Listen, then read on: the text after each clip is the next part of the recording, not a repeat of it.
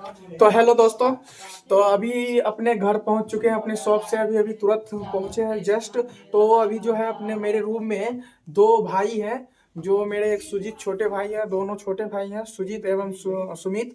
दोनों तो मतलब मैट्रिक का जो अभी एग्जाम चल रहा है, एग्जाम आने वाला है सुजीत का, उन्हीं की तैयारी कर रहा है। तो अभी चलते हैं, उन सबसे थोड़ा सवाल पूछेंगे कि अभी पढ़ाई क्या चीज़ का कर रहा है। तो पहले बता देते हैं, सुजीत और सुमित अभी तो एग्जाम है सुजीत का, और सुमित उनके साथ साथ देते हैं, क्योंकि अगर सुजीत को अगर कोई चीज का डाउट हो तो वो सुमित क्लियर कर देते हैं, अगर सुमित को कोई चीज का डाउट हो तो वो सुजीत क्लियर करते हैं। तो दोनों तो साथ में मिलकर पढ़ाई कर रहे हैं। तो अभी देखते हैं वो सब क्या पढ़ाई कर रहे हैं। और अभी लग रहा है लाइव क्लास चल रहा है, क्योंकि रूम से आवाज आ रहा है लाइव क्लास का, और उनका ऑब्जेक्टिव आंसर ये जो है कर रहे हैं। तो चलते हैं, अभी उन सबसे थोड़ा बहुत सवाल पूछेंगे, 10 सवाल पूछेंगे, और उसका देखते हैं सही सही आंसर बताता है कि नहीं, तब ना पता चलेगा कि मैट्रिक में वो क्या करेंगे, फर्स्ट डिवीजन या सेकेंड, मतलब जो भी करें मगर अपने लाइफ के लिए बहुत अच्छे करेंगे। आई होप कि आप सब भी दुआ कीजिएगा वो फर्स्ट डिवीजन ही करें। तो चलते हैं सुजीत से थोड़ा सा सवाल करते हैं, सुजीत और सुमित दोनों से। और लगता है एक और भी बच्चा है, लगता है आयुष है उनका, सुमित का छोटा भाई। तो चलते हैं, अपने वीडियो बनाते हैं, आप मेरे ब्लॉग में बने रहें। तो आप चलते हैं सुजीत की ओर। तो देखिए दोस्तों, ये रहा मेरा रूम, और अभी देखिए बेड का क्या हाल कर चुका है मेरा, पूरा बेड को जो है गंदा कर दिया। अभी सोने वक्त अभी साफ कर लेंगे। तो अभी जो ये सब पढ़ाई कर रहे हैं, तो देखिए दोस्तों, हेलो दोस्तों,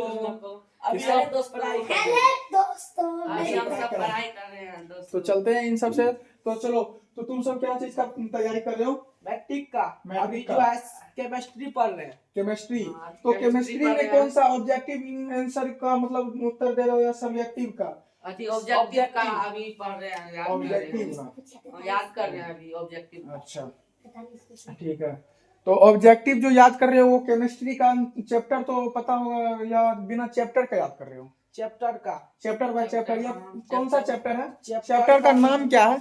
आप सब प्लीज चैप्टर का नाम बताइए। और रासायनिक अभिक्रिया एवं उनके प्रकार। नहीं, अभी जो आप है सब जो देख के बता रहे हैं, तो ये सब जो गलत बात है, और आप सबको याद करना चाहिए। नहीं, अभी जो है धातु एवं अधातु का ऑब्जेक्टिव याद कर रहे हैं। अच्छा। और इसका ऑब्जेक्टिव अभी याद हो गया है। अच्छा, तो चलिए, तो हम आप सबसे कुछ सवाल पूछ सकते हैं? हाँ बिल्कुल, ऑफ कोर्स। ऑफ कोर्स, तो ठीक है। तो आप सबसे, तो आप सब लाइव क्लास कर रहे थे ना, तो लाइव क्लास से ही आप सबका ऑब्जेक्टिव पूछा जाएगा, क्योंकि आप सब तो उसका हल कर चुके होंगे। तो आप सबका याद हो गया है कंप्लीट। तो देखिए दोस्तों, ये रहा फोन, लगता है ये फोन को गिराया हुआ है, हाँ आज ही गिराया है।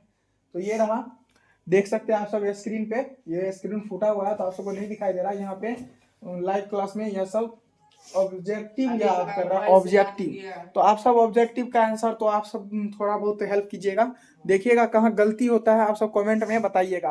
तो चलिए, पहला है, प्रकाश की किरण गमन करती है सीधी रेखा में, टेढ़ी रेखा में, या किसी भी दिशा में, या इनमें से कोई नहीं? सीधी रेखा। तो देखिए दोस्तों, पहला का आंसर यहाँ पे दे दिया है, उनको देख लेते हैं क्या है, सीधी रेखा में। तो ये देखिए दोस्तों, सीधी रेखा सही आंसर है। तो चलते हैं अब नेक्स्ट सवाल, मिनिमम 10 सवाल पूछेंगे इनसे, 10 के बाद नहीं। तो ये देखिए दूसरा सवाल क्या है, देखिए दूसरा सवाल, ये दूसरा सवाल का प्रश्न यहाँ उत्तर यहाँ दिया है, मतलब 4 ऑब्जेक्टिव दिया हुआ है, उनमें से कोई एक सही होगा, और आंसर यहाँ से निकलेगा स्वीट आंसर पे। तो दूसरा चलिए, दूसरा प्रश्न है आप सबसे, प्रकाश का वेग न्यूनतम होता है निर्वात में, जल में, वायु में, कांच में? कांच में होता है। तो कांच में होता है, ये भी आंसर सही है। तो चलिए नेक्स्ट सवाल है आप सबका, तीसरा नंबर का, मोटर गाड़ी की चाल के सामने लगा रहता है क्या? अवतल दर्पण, उसके जो सामने लगा रहता है, अवतल दर्पण, या उत्तल दर्पण, या समतल दर्पण, या उत्तल लेंस? उत्तल दर्पण। सही है। चलिए, उत्तल दर्पण, ये भी आंसर सही है। तो आप सबसे नेक्स्ट सवाल है, मोटर कार के हेडलाइट में किस प्रकार का दर्पण होता है? तो समतल दर्पण, उत्तल दर्पण, अवतल दर्पण, या उत्तल लेंस? हमको अच्छा से याद हो गया कंप्लीट। क्या? अवतल दर्पण होगा। अवतल दर्पण। तो ये भी प्रश्न इन सबका सही है, इनका नंबर सी। ओके, इन सबको तो नंबर भी याद है। तो चलिए दोस्तों, अगला सवाल है आप सबसे, याद हो गया। समतल दर्पण द्वारा बना प्रतिबिंब होता है वास्तविक काल्पनिक दोनों या इनमें से कोई नहीं? नहीं, काल्पनिक। काल्पनिक। या सुमित का सही हुआ है और इनमें से सुजीत का जो है एक प्रश्न गलत हो चुका है और सुमित का टोटल सही ही जा रहा है, यानी कि अभी तक में 5 प्रश्न किए गए हैं और उनमें से 5 प्रश्न का सही उत्तर सुमित ही दिए हैं और एक उत्तर जो है सुजीत गलत दिए हैं। तो अगले सवाल का उत्तर दीजिए। तो आप सब, लेंस की क्षमता का एसआई मात्रक होता है डायऑप्टर, ल्यूमेंट, डायऑप्टर। तो इनका आंसर देखना पड़ेगा। हाँ चलिए सही है, ये दोनों का भी सही है, सही है। में से जो है एक आयुष भी है, वो भी सवाल पूछवाने, मतलब उनको वो जो पढ़ा है वो बोल रहा है कि हमें उनसे भी सवाल पूछिए भैया। तो ठीक है, उनसे भी पूछेंगे और जो वो पढ़ा है उनसे वो पूछेंगे, ठीक है। तो वो अभी जो है 43 नंबर से याद कर रहे हैं, उनको जो है वहां से ही सवाल का वो भी ऑब्जेक्टिव ही याद कर रहा है, तो वहां से इसका जो है सवाल पूछा जाएगा। 43 से बोला, 43 से भैया हमने नीचे याद किए हुए हैं, ऊपर यानी नीचे से ऊपर तक याद किए हुए हैं, 1 से लेकर 43 के बीच में इनसे सवाल पूछा जाएगा। तो अभी पूछते हैं और इनमें लॉक लग जाए। तो आप अपना लॉक खोलिए, तो फोन का लॉक खोलिए। और आप सबसे 6 सवाल पूछा गया है और अभी 7वां सवाल है कि प्रकाश की किरण का पथ दर्शन्य वाले चित्र को कहा जाता है किरण आलेख, फोकस, किरण पुंज, इनमें से सही? किरण आलेख। जी आप सबका सवाल सही है।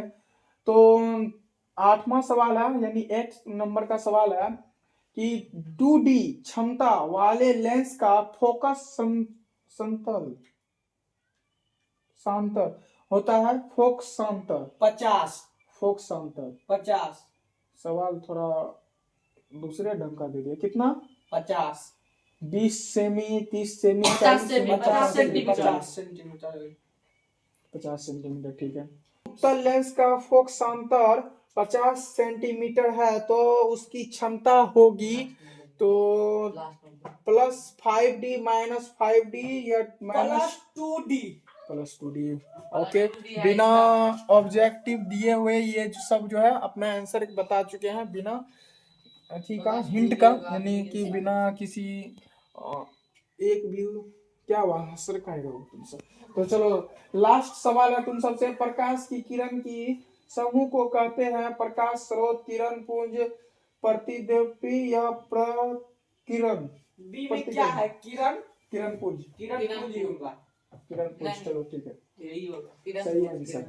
चलिए इन सब का सभी सही सवाल का आंसर दिए हैं। तो आप चलते हैं आयुष से थोड़ा सवाल करते हैं। तो आयुष क्या आप क्या पढ़े हैं तो आप सब याद कीजिए। तो आयुष आप क्या याद किए हैं? 43 तक। तो आप प्लीज चश्मा खोल लीजिए, उनके बाद पढ़ाई कीजिए, ठीक है ना आप सब? वैसे पढ़ने में मन नहीं लगेगा, ठीक है। तो आपसे एक ही सवाल पूछेंगे, उतना नहीं पूछेंगे क्योंकि अभी आप तो 5 क्लास में है ना, 5 क्लास का तो अभी उतना है।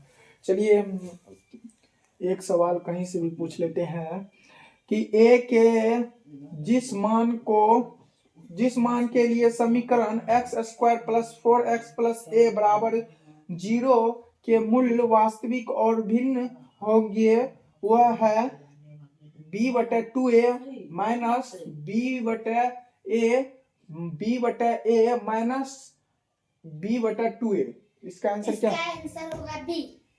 इसका आंसर बी यानी माइनस b/a। तो आपका ये आंसर सही है। तो चलिए आप याद कीजिए, आपसे एक ही सवाल पूछा जाएगा, तो इतना ज्यादा तो नहीं क्योंकि आप अभी 10th क्लास का याद कर रही हैं, 10th क्लास का ही अभी याद कर रहा था।